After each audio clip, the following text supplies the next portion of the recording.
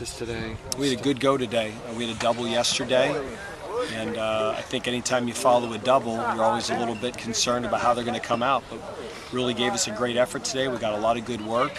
I like the energy. I like the intensity level. We had a really good practice. Kind of the focus of this practice still getting ready for that scrimmage on Saturday, or what was the focus? Today the focus was red zone. So we really we've installed our red zone offense and defensive packages, and we probably took all the team periods today except one. We focused on the plays inside the 20-yard line.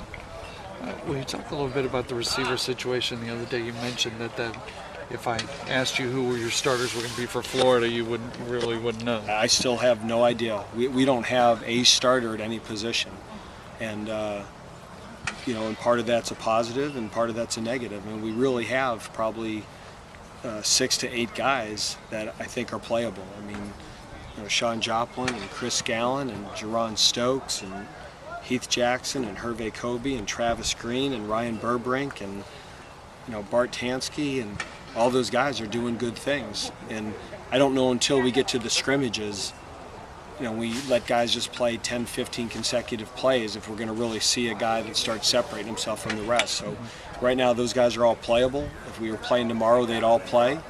But how much they play, we'll figure out in the next 2 weeks.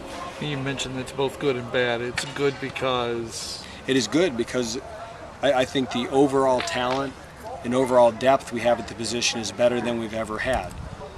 But the negative is it's a very inexperienced group. There's not anybody in that group that's ever played more than, Sean Joplin's the only guy that's ever played more than 15, 20 snaps in a game for Bowling Green.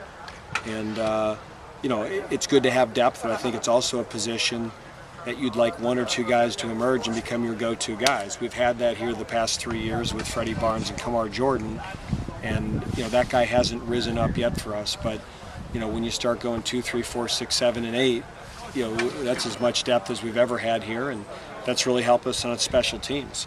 That we can get those guys involved in the units and give us some depth. And I think right now it's a good problem, but I really hope in the next 2 weeks here guys start separating themselves.